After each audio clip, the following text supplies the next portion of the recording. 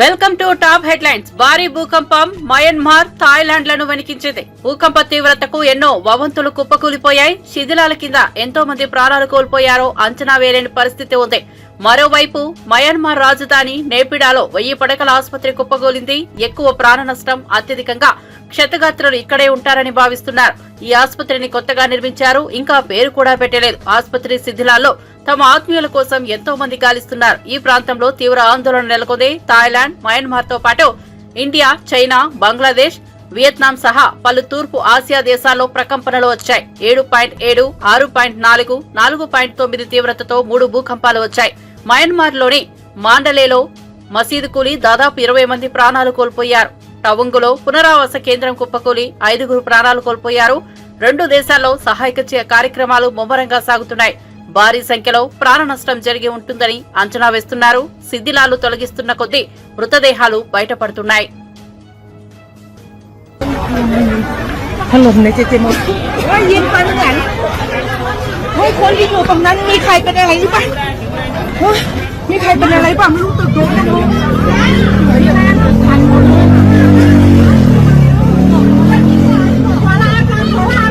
ไปค่ะฝุ่นค่ะรีบวิ่งค่ะวิ่งลงสารนะไปค่ะพี่วิ่งค่ะมันฝุ่นค่ะ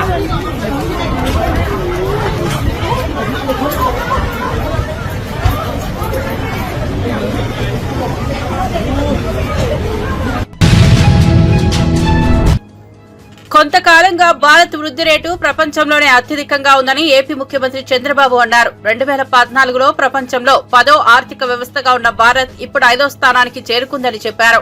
యావత్ ప్రపంచం ఇప్పుడు భారత్ వైపే చూస్తోందని అన్నారు. మద్రాస్ ఐఐటీలో నిర్వహించిన all India research scholars summit 2025 కార్యక్రమానికి చంద్రబాబు ముఖ్య అతిథిగా హాజరయ్యారు. ఈ కార్యక్రమంలో ఆయన ప్రసంగిస్తూ వ్యాఖ్యలు చేశారు. మద్రాస్ ఐఐటీ ఎన్నో విషయాలలో నెంబర్ 1 గా ఉందని చంద్రబాబు కితాబునిచ్చారు. ఎన్నో రకాల ఆన్లైన్ కోర్సులు కూడా అందిస్తోందని చెప్పారు. ఐఐటి మద్రాస్ స్టార్టప్లలో 80% సక్సెస్ అవుతుందని తెలిపారు. Google, Oracle, everybody is here. When I want to develop IT, I thought how to proceed. Hyderabad nowhere at that time, no IIT also. Afterwards IIT has come to Hyderabad. At that time I want to develop IT. Internet revolution has come around 90s, first half of 90s. That is the innovation by Bill Gates. I want to meet him. He was visiting to Delhi. I asked him, I wanted to meet him and explain what is the importance of India. Then he told me, I don't have any work with politicians. I am a businessman, only technology man. I will meet people and then go. Then I insisted for his meeting. Then he agreed to give me 10 minutes time. 3-4 days I prepared very well. At that time nobody, now PowerPoint presentation is outdated now. At that time nobody used to give PowerPoint presentation. Then with PowerPoint presentation I went. He spent with me 45 minutes. He became a big admirer to India. I explained all these things. Then he asked me, what do you want? What can I do? Don't do anything. You recognize India. If possible, you start your Microsoft in Hyderabad. That is the beginning. With that one decision, he started after some time persuasion, everything. Today, Microsoft CEO is from Andhra Pradesh, Telugu origin. That is the change.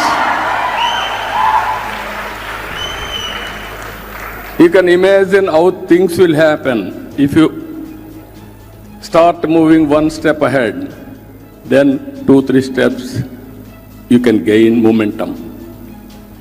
Even after that, our Honorable Prime Minister, Narendra Modi. పశ్చిమ గోదావరి జిల్లాలో 990 కోట్లతో పోలవరం ప్రాజెక్టులో diaphragm wall నిర్మాణ పనులు వేగంగా కొనసాగుతున్నాయని మంత్రి నిమ్మల రామానాయుడు తెలిపారు. Project నిర్మాణంలో గతంలో జరిగిన విధ్వంసాలను ఆయన తీవ్రంగా ఎత్తి చూపారు. మధుఖాన్ కాంట్రాక్టును రద్దు చేసిన రాజశేఖర రెడ్డి తొలి విధ్వంసానికి 2019లో రివర్స్ టెండరింగ్ పేరుతో 17 నెలలు ఏజెన్సీ లేకుండా వేశాడు. జగన్ రెండో విధ్వంసానికి ఉదాహరణగా పేర్కొన్నారు. 2014-19లో చంద్రబాబు ఈ ప్రాజెక్టును 72% పూర్తి చేసినప్పటికీ జగన్ హయాంలో 440 కోట్ల విలువైన డయాఫ్రమ్ వాల్ నాశనమైందన్నారు. జగన్ మాటలు వినడం రాక్షసులు యజ్ఞాల గురించి మాట్లాడినట్టేనని ఎద్దేవా చేశారు. 5 సంవత్సరాల్లో మళ్ళీ చంద్రబాబు నాయుడు గారు ఆ పోలవరం ప్రాజెక్టుని పట్టాలెక్కించి 5 సంవత్సరాల్లో 72% పూర్తి చేసి 2020 కల్లా ప్రభుత్వం కనుక కంటిన్యూ అయి ఉంటే ఆ యొక్క పోలవరం పూర్తి చేసి ఆ గోదావరి వరద జలాలు ఆంధ్రప్రదేశ్ రాష్ట్రం అంతా కూడా ప్రవహించి రాష్ట్రం ఒక కరువు రహిత రాష్ట్రంగా మారేటువంటి పరిస్థితి ఉండేది. దురదృష్టం 2019లో జగన్మోహన్ రెడ్డి ప్రభుత్వం వచ్చి రివర్స్ టెండరింగ్ అని పేరు చెప్పి 18 నెలలు ఆ పోలవరం దగ్గర ఏజెన్సీ లేకుండా చేసి పోలవరం దగ్గర అధికారులు లేకుండా చేసి 2020 ఆగస్టులో వచ్చినటువంటి వరదలకు ఆ డయాఫ్రమ్ వాలే మరి ధ్వంసం అయిపోయినటువంటి పరిస్థితిలో పోలవరాన్ని ప్రశ్నార్థకం చేసినటువంటి వ్యక్తి జగన్మోహన్ రెడ్డి కాదా అని చెప్పి ఈ సభాపూర్వకంగా మీ అందరినీ కూడా అడుగుతున్నా. నిన్ననే మాజీ ఇరిగేషన్ శాఖ మంత్రి మాట్లాడుతూ ఉన్నాడు పోలవరం గురించి, చంద్రబాబు నాయుడు గురించి. అసలు మాకు అనిపిస్తూ ఉంది అంటే రావణాసురుడు వచ్చి రాముడు గురించి మాట్లాడినట్లుగా, ఈ రాక్షసులు వచ్చి యజ్ఞాలు యాగాదుల గురించి మాట్లాడినట్లుగా మరి నిన్న పోలవరం గురించి చంద్రబాబు నాయుడు గురించి నిన్న మాజీ ఇరిగేషన్ శాఖ మంత్రి మాట్లాడుతున్నటువంటి పరిస్థితి. అయ్యా మాజీ ఇరిగేషన్ శాఖ మంత్రి గారు మరి చాలా క్లియర్గా, ఎందుకంటే ఆ పోలవరం గురించి మీరు గతంలో ఏం మాట్లాడారు? ఏదైతే డయాఫ్రమ్ వాల్ అనేది పోలవరం ప్రాజెక్టుకే కాదు, బక్రా నంగలకు ఉంటుంది, శ్రీశైలంకి ఉంటుంది, నాగార్జున సాగర్కు ఉంటుంది, అన్ని ప్రాజెక్టులకి కూడా డయాఫ్రమ్ వాల్ ఉంటుందని చెప్పినటువంటి మహానుభావులు మీరు. అంటే తెలియకపోతే తప్పేమీ కాదు, కానీ తెలుసుకుని మాట్లాడకపోవడం అనేది బాధ్యత రాహిత్యము. అంటే పోలవరం మీద ఆ మాత్రం కూడా సమయం పెట్టేటువంటి పరిస్థితి లేనిటువంటి వ్యక్తికి ఈరోజు మీరు పోలవరం గురించి మాట్లాడడం. ఆ రోజు ఏం మాట్లాడారు మీరు? పోలవరం నాకే అర్థం కాలేదు, ఇంకా ఎవ్వరికీ అర్థం కాదు, పోలవరం ఎప్పటికీ పూర్తవుతుందో చెప్పలేమని చెప్పినటువంటి వ్యక్తులు మాజీ ఇరిగేషన్ శాఖ మంత్రి మీరే కదా ఆ రోజు మీరు చెప్పింది. మరి సాక్షాత్తు మీ ముఖ్యమంత్రి గారు ఏం మాట్లాడారు? గచ్చిబౌలి స్టేడియంలో 4th కియో నేషనల్ కరాటే ఛాంపియన్షిప్ 2025 పోటీలు ప్రారంభమయ్యాయి. ఈ కార్యక్రమానికి టీపీసీసీ అధ్యక్షులు MLC Mahesh Kumar Goud, shop chairman Shiva Sena Reddy, ప్రపంచ బాక్సర్ నిఖత్ జరీన్, స్థానిక కార్పొరేటర్ నాగేంద్ర యాదవ్ హాజరయ్యారు. దేశవ్యాప్తంగా వచ్చిన క్రీడాకారులు భారీగా పాల్గొంటున్న ఈ పోటీలు 3 రోజుల పాటు కొనసాగనున్నాయి. కరాటే పోటీలు జాతీయ స్థాయిలో విశేష ఆసక్తిని రేకెత్తిస్తున్నాయి. యువతలో క్రీడా చైతన్యం పెంపొందించేందుకు ఈ కార్యక్రమం ఒక మైలురాయిగా నిలవనుంది. Compared to other states, Revanth Reddy's dream is to make Telangana a hub for sports. He was kind enough to send us to Olympics. After returning back from Olympics, when we submitted a report to the Honorable Chief Minister, he was so nervous not getting any medals for India. That day, himself he told us, we will develop Telangana to that extent where it can face and compete for the Olympics. His dream is to pick up sportsmen to international level so as to compete in Olympics. మిత్రులారా, తెలంగాణ రాష్ట్ర ముఖ్యమంత్రి యొక్క ఆశయం, వారి యొక్క కళ, తెలంగాణ రాష్ట్రము ఈ దేశంలోనే ఒక స్పోర్ట్స్ రాష్ట్రంగా కావాలి. తెలంగాణ రాష్ట్రం నుండి ఒలింపిక్స్ లో కూడా పోటీ పడే విధంగా ఇక్కడ క్రీడాకారులను తీర్చిదిద్దాలి. దానికోసం ఎంత ఖర్చైనా పర్వాలే, ఎంత దూరమైనా పోదామన్నటువంటి మాట మాన్య ముఖ్యమంత్రి గారు చెప్పడం జరిగింది. మిత్రుల కరాటే, నేను స్వయంగా కరాటేలో బ్లాక్ బెల్ట్ 7 డాన్లో ఉన్నాను, స్టేట్ అధ్యక్షుడిగా ఉన్నాను. ఇది నా లైఫ్ లో ఒక భాగం. కరాటేనే become a part and parcel of my life. ఇది నేను చిన్నప్పటి నుంచి ఇప్పటి వరకు కూడా ప్రాక్టీస్ చేస్తున్నటువంటి మార్షల్ ఆర్ట్ నా జీవితంలో ఒక భాగం. ఇవాళ ఇంత గొప్ప ఈవెంట్ తెలంగాణలో చేస్తున్నందుకు దాన్ని సహకరించినటువంటి ముఖ్యమంత్రి గారికి, కేబినెట్ మంత్రులకి, పెద్దలు, స్పీకర్ గారికి, స్పోర్ట్స్ అథారిటీ కూడా ధన్యవాదములు. ఒక ఇంటర్నేషనల్ స్టాండర్డ్స్ తో ఈ టోర్నమెంట్ ఇవాళ హైదరాబాద్ లో చేస్తా ఉన్నాం. అన్ని రాష్ట్రాల నుండి క్రీడాకారులు, కరాటే యోధులు ఈ కార్యక్రమంలో పాల్గొంటా ఉన్నారు. దేశ చరిత్రలో ఇంత స్టాండర్డ్ టోర్నమెంట్ మొదటిసారిగా ఈ హైదరాబాద్ లో జరుగుతున్నందుకు సంతోషంగా ఉంది. ఈ రాష్ట్రంలో ఎనీ స్పోర్ట్స్ యాక్టివిటీ జరగాలన్నా రాష్ట్ర ప్రభుత్వం దాన్ని చేయడానికి సిద్ధంగా ఉంది. ముఖ్యంగా కరాటే మిత్రులారా, కరాటే అనేది మన జీవితంలో భాగస్వామ్యం కావాలి. ముఖ్యంగా బాలికల జీవితంలో భాగస్వామ్యం కావాలి. ఆత్మరక్షణే కాదు, ఆత్మస్థైర్యాన్ని ఇచ్చినటువంటి మార్షల్ ఆర్ట్ ఇది కొత్త ఆర్ట్ కాదు. భారతదేశానికి చాలా పాత ఆర్ట్, పాత కళ ఇది. ఈ కళని ఇందిరమ్మ ఇండ్ల గ్రౌండింగ్ కార్యక్రమంలో మంత్రి పొంగులేటి శ్రీనివాసరెడ్డి, మంత్రి సీతక్క, పలువురు ఎమ్మెల్యేలు, కలెక్టర్లు పాల్గొన్నారు. బేస్మెంట్ పూర్తయిన ఇండ్లకు తక్షణమే చెల్లింపులు చేయాలని అధికారులకు మంత్రి పొంగులేటి ఆదేశించారు. గ్రామాల్లో త్రాగునీటి సమస్యలు ఎదురు కాకూడదని స్పష్టం చేశారు. జూన్ చివరి నాటికి వరంగల్ సూపర్ స్పెషాలిటీ హాస్పిటల్ పనులు పూర్తి చేయాలని తెలిపారు. మడికొండ డంపింగ్ యార్డుకు శాశ్వత పరిష్కారం తీసుకురావడానికి తగిన చర్యలు చేపట్టాలని సూచించారు. పేదల గృహ కలను నెరవేర్చే దిశగా వేగంగా ముందుకు సాగాలని పేర్కొన్నారు.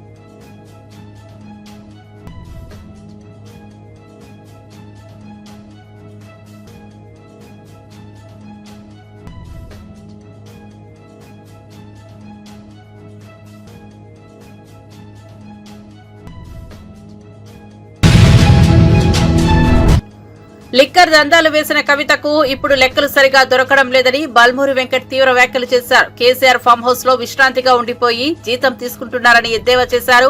ఇక సీఎం రేవంత్ రెడ్డి మాత్రం 24 గంటలు ప్రజల కోసం కష్టపడి చిత్తశుద్దితో పనిచేస్తున్నారని కొనియాడారు. ప్రజా సంక్షేమం కోసం ఎవరి నుంచైనా మంచి సలహాలు వస్తే స్వీకరించేందుకు తమ ప్రభుత్వం సిద్ధంగా ఉందని స్పష్టం చేశారు.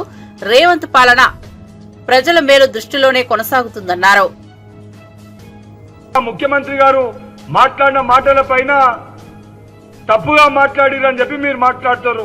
మీకు ముందుగా నేను ఆ అంశాలపైన మాట్లాడే ముందు మీ తండ్రి గారు, అదేవిధంగా మీ అన్న ఏం మాట్లాడిండు, మీ బావ ఏం మాట్లాడిండు, వారి యొక్క వ్యవహారం ఏ విధంగా ఉండే నేను ఒక్కసారి మీకు వీడియో చూపిస్తా.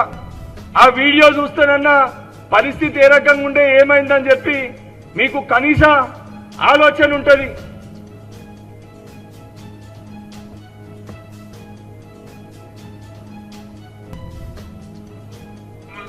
ఆరు ముక్కలైతే నాకు అనుకుంటున్నాము.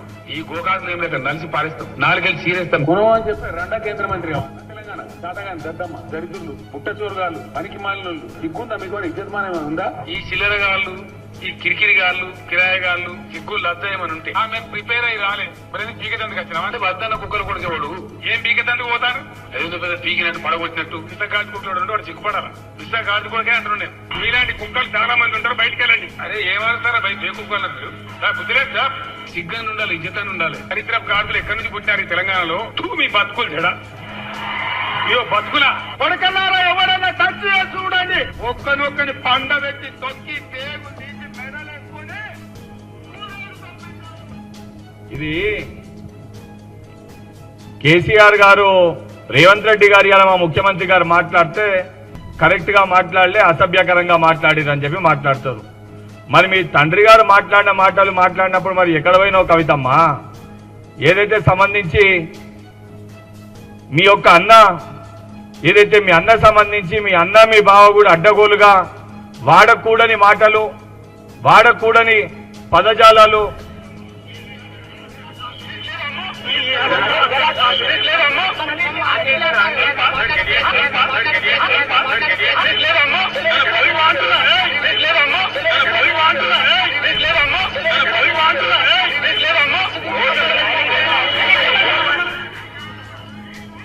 మీరు అడ్డగోలుగా అధికారుల పైన హరీష్ రావు దాడులు చేసిన సంగతులు మర్చిపోయినరా?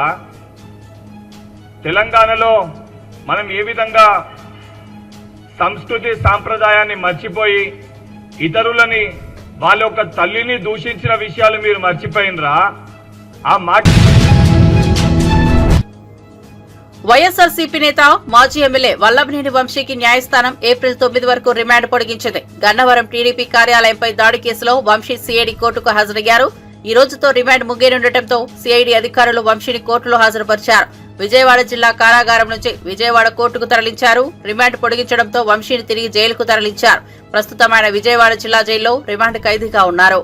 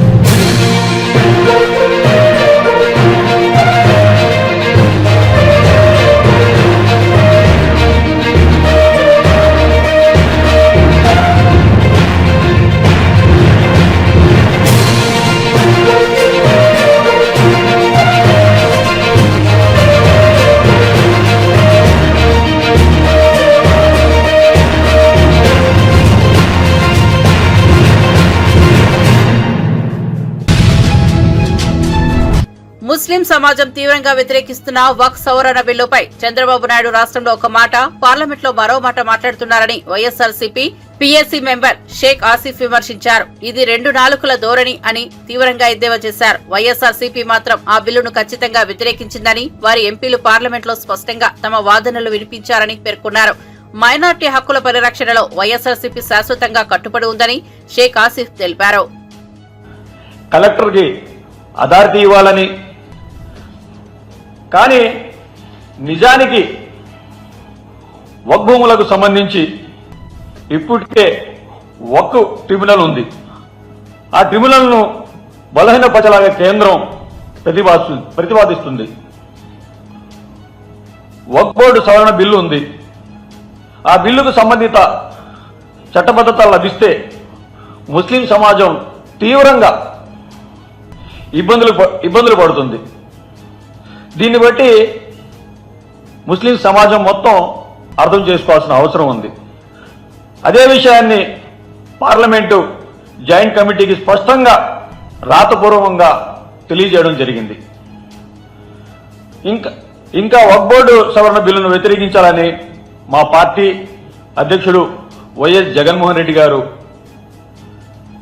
పలుమార్లు మా పార్టీ ఎంపీలకు, నాయకులకు దిశానిర్దేశం చేశారు. ఈ దిశలోనే పార్లమెంటు ఉభయ సభల్లో వైఎస్ఆర్సీపీ ప్రతినిధులు వక్ఫ్ బోర్డు సవరణ బిల్లును వ్యతిరేకిస్తూ తమ వాదాన్ని గట్టిగా వినిపించారు. అలాగే చంద్రబాబు నాయుడు 2 నాలుకల ధోరణి, చంద్రబాబు నాయుడు గారి వైఖరి, ఆ పార్టీ తీరు చూస్తే ఘోరంగా ఉంది. వారు ఈ బిల్లు విషయంలో ద్వంద్వ వైఖరిని అవలంబిస్తున్నారు. నిజానికి టీడీపీ మద్దతు మీదే కేంద్రం ఆధారపడి ఉంది. అందుకే టీడీపీ పార్లమెంట్లో ఆ బిల్లుని వ్యతిరేకించి ఉంటే ఆ విషయం జేపీసీ వరకు వచ్చేది కాదు. ఇక్కడ మీరందరూ గ్రహించాల్సి ఉంది. జేపీసీ దాకా వచ్చిందంటే తెలుగుదేశం పార్లమెంట్లో అక్కడ మద్దతు తెలుపుతూ రాష్ట్రానికి వచ్చేటప్పటికి మాకేమీ తెలియదు అని 2 నాలుకల ధోరణి వినిపిస్తున్నారు చంద్రబాబు నాయుడు గారు. బిల్లుకు మద్దతుగా అక్కడ మద్దతు ఇస్తూ ఇక్కడ నాటకాలు ఆడుతున్నారు. నిన్న ఇఫ్తార్ విందులో కూడా తాను వైసీపీ సోషల్ మీడియా అకౌంట్లలో పవన్ కళ్యాణ్, లోకేష్ పై అసభ్యకర పోస్టులు పెట్టిన వారిపై చర్యలు తీసుకోవాలని కోరుతూ జనసేన తిరుపతి నియోజకవర్గం ఇన్ఛార్జ్ కిరణ్ రాయల్ తీవ్ర హెచ్చరికలు జారీ చేశారు.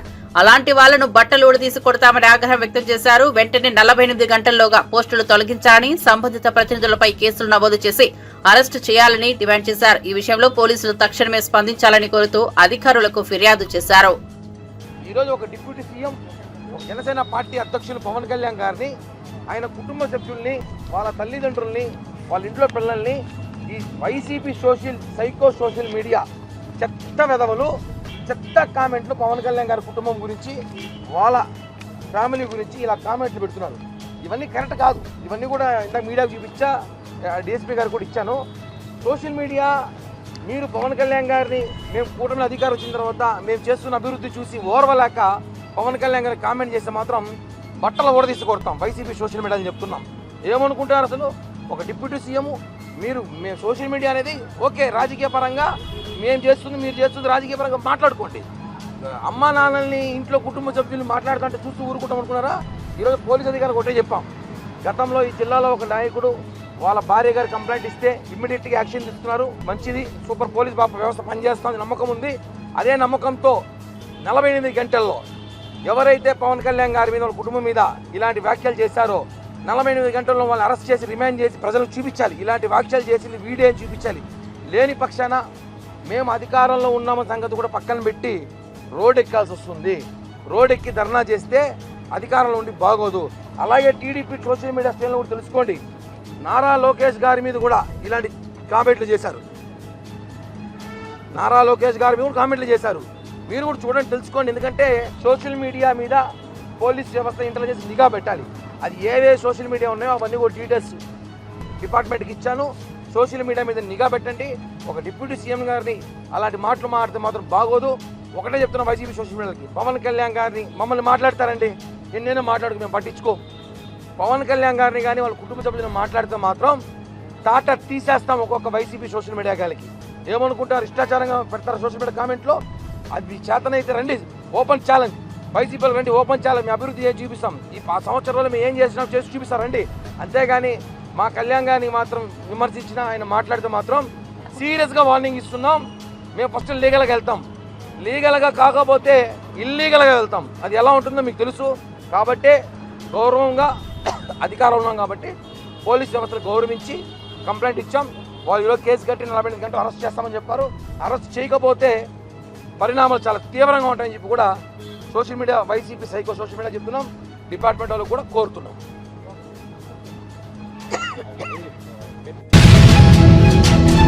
ఏపీలో సంచలనం సృష్టిస్తున్న పాస్టర్ ప్రవీణ్ మృతిపై ప్రజాశాంతి పార్టీ అధ్యక్షుడు కేఏ పాల్ హాట్ కామెంట్స్ చేశారు. ప్రవీణ్ మరణం సహజమా లేక కోల్డ్ బ్లడెడ్ మర్డరా అన్న అనుమానాలు ఉత్పన్నమవుతున్నాయని తెలిపారు. ఇప్పటి వరకు పోస్ట్ మార్టం రిపోర్ట్ ఎందుకు విడుదల కాలేదని ప్రశ్నించారు. ఆలస్యమైతే దానికి చంద్రబాబు బాధ్యత వహించాలని డిమాండ్ చేశారు. లోకేష్ సంతాపం కంటే ప్రజలకు నిజాలు కావాలని కేఏ పాల్ స్పష్టం చేశారు. ఈ కేసుపై తాను తయారు చేసిన 7 కీలక ప్రశ్నలకు ప్రభుత్వం వెంటనే సమాధానం చెప్పాలని కోరారు. ఈ ప్రమాద స్థలాన్ని ఒక యాక్సిడెంట్ లాగా మార్పు చేసి ఉంచారా? 8 ఆయన శరీరంపై ఉన్న గాయాలు ఒక స్కిడ్ యాక్సిడెంట్ కు తగినవా లేక మరే ఇతర కారణాలతో ఉన్నాయా? 9 బైక్ రోడ్డు మీద పడకుండా ఆయన శరీరం దాని పక్కనే ఎందుకు పడి ఉంది? శరీరం కిందని, బైక్ పైన. ఈ 10 ప్రశ్నలు. దర్యాప్తుపై అనుమానం. పోలీస్ అధికారులు ఈ కేసులో హత్య అనే కోణాన్ని పూర్తిగా పరిశీలించారు. 11 ఘటనా స్థలంలో ఎలాంటి సాక్ష్యాలు పోయాయి లేదా మార్పు చేయబడ్డాయా? 12 పోస్ట్ మార్టం రిపోర్ట్లో అసలు మరణానికి గల కారణం ఏమిటి? ఎందుకు మీరు వెంటనే రిలీజ్ చేయలేదు? 13 ఆయన శరీరంలో ఏదైనా విష పదార్థం కనుగొనబడిందా? 14 ఆయన చనిపోవడానికి ముందుగా ఎవరైనా ఫోన్ కాల్స్ లేదా మెసేజెస్ పంపించారు కదా, ఎవరికి? ఇంతవరకు దాన్ని మీరు రిలీజ్ చేశారా? సెక్యూర్ చేశారా? 16 చనిపోవడానికి ముందు ఎవరైనా బెదిరింపులు ఇచ్చారు? సాక్ష్యాలు ఉన్నాయి. వారిని మీరు ఎందుకు అరెస్ట్ చేయలేదు? వారిని మీరు ప్రశ్నించారా? 17 ఇటీవల కాలంలో ఆయనకి ఎవరైనా శత్రువులు ఉన్నారా? ఆ రాధామోహన్ ఆయన మాట్లాడిన శత్రువుల మాటలు కావా? ఇంకొక ఆయన నీ నాలుగు కోసేస్తాను, నీ గుడ్లు పీకేస్తానన్నాడు. జనవరి 31 అది ఆయన ప్రవీణ్ పగడాలే పోస్టులో పెట్టాడు. 18 ఆయన పిఏ ప్రవీణ్ పిఏ ఒక వైసీపీ జగన్మోహన్ రెడ్డి సంస్థలో మద్దతు ఇస్తుంది. అక్కడ రాజమండ్రిలో చాలా ప్రామినెంట్ క్రిస్టియన్ కమ్యూనిటీ ఆయనకు మద్దతు ఇస్తుంది. ఆ కోణంలో మీరు విచారణ జరిపించారు. 19 ఆయన మతపరంగా లేదా రాజకీయ పరంగా ఏమైనా వివాదాల్లో ఉన్నారు. మీకు తెలియకపోతే నేనే చెప్తా. రాజకీయాల్లో వివాదంలో లేదు. క్రిస్టియన్ ఛానల్స్ లో ఆయన చేసిన డిబేట్ 2025-26 బడ్జెట్ సమావేశాలు రాష్ట్ర చరిత్రలో నిలిచిపోతాయని బీఆర్ఎస్ ఎమ్మెల్సీ కల్వకుంట్ల కవిత అన్నారు. ఈ సమావేశాల్లో బీసీ రిజర్వేషన్ల బిల్లులు, ఎస్సీ వర్గీకరణ బిల్లు రావడానికి బీఆర్ఎస్ పార్టీ ఎంతో కృషి చేసిందన్నారు. శాసన మండలి మీడియా పాయింట్ వద్ద బీఆర్ఎస్ పార్టీ ఎమ్మెల్సీలతో కలిసి విలేకరుల సమావేశం నిర్వహించారు. ఈ సందర్భంగా మాట్లాడుతూ అప్పులపై కాంగ్రెస్ నేతల తప్పులు బయటపడుతున్నాయని ధ్వజమెత్తారు. రాష్ట్రం మొత్తం అప్పులు 4,42,000 అని పార్లమెంట్ లో కేంద్ర ప్రభుత్వం ప్రకటించింది. కానీ సీఎం రేవంత్ రెడ్డి మాత్రం 8 లక్షల కోట్లు అప్పులు చేశామని దుష్ప్రచారం చేస్తున్నారని మండిపడ్డారు. ఎవరి ఇంట్రెస్ట్, ఎవరి అనుభవం ఏ రంగంలో ఎక్కువ ఉంది అన్నటువంటి విషయాలని అన్ని కూడా సమాలోచన చేసుకోవడం, అట్లానే దానికి అనుగుణంగా సబ్జెక్ట్స్ను, క్వశ్చన్స్ను డివైడ్ చేసుకొని ఎన్ని టూల్స్ అయితే ఉంటాయో మండలిలో, జనరల్గా హౌస్లో చాలా రకాలుగా ప్రశ్నించేటటువంటి అవకాశం ఉంటుంది. ఆ ప్రశ్నించేటటువంటి అన్ని రకాల టూల్స్ని వాడుకొని మేమందరం కూడా ప్రభుత్వం నుండి ఆన్సర్ రాబట్టేటటువంటి ప్రయత్నం చేసినాం. స్పెషల్ మెన్షన్స్ ఉంటాయి, పిటిషన్స్ ఉంటాయి, ప్రశ్నలు ఉంటాయి, షార్ట్ డిస్కషన్ ఉంటాయి, బిల్లులు వచ్చినప్పుడు డిస్కషన్స్ ఉంటాయి. వీటన్నిటిలో కూడా చాలా సక్సెస్ఫుల్గా ఈసారి బీఆర్ఎస్ పార్టీ మండలి సభ్యులందరం కూడా చాలా చురుకుగా పాల్గొనడం జరిగింది.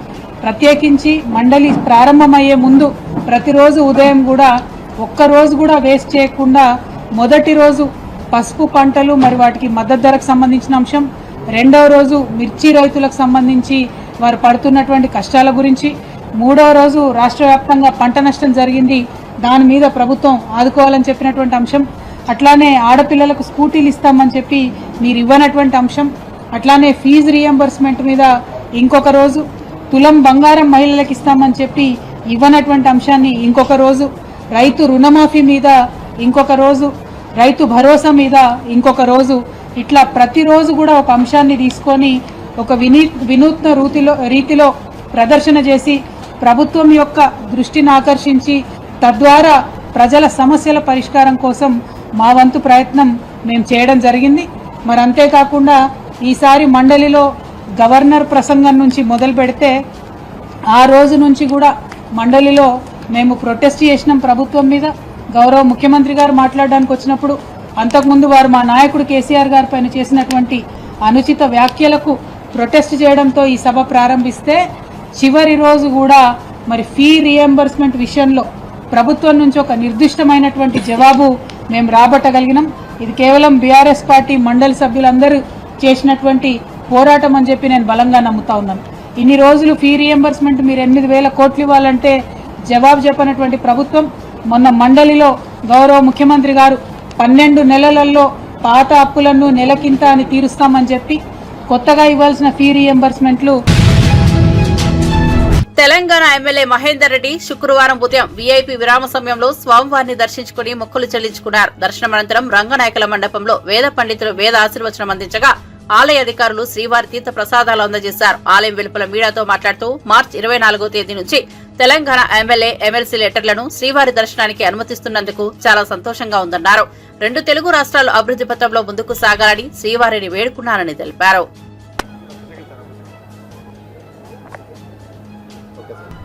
తిరుపతిలో తెలంగాణ వారందరికీ కూడా ఎమ్మెల్యే, ఎమ్మెల్సీ లెటర్స్ మరి 24 నుంచి కూడా తీసుకోవడం చాలా సంతోషం. తెలంగాణ ప్రజలందరూ కూడా ఏదైతే ఎమ్మెల్యేలంతా కూడా లెటర్ ఎవరైతే ప్రజలకు భక్తులకు ఇస్తారో వాటిని అంతా కూడా స్వీకరించి మంచి దర్శనం చేస్తున్నారు. చాలా సంతోషం.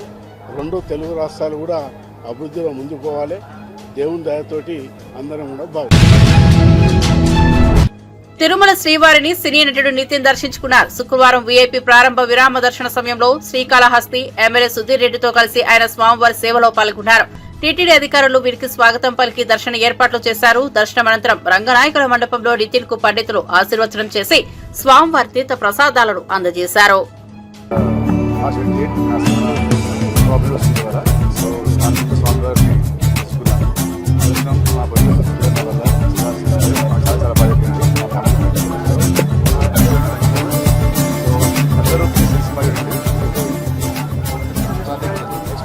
మా పేరు తమ్ముడు అండి. అది కమౌట్ ఇన్ జూన్ ఆర్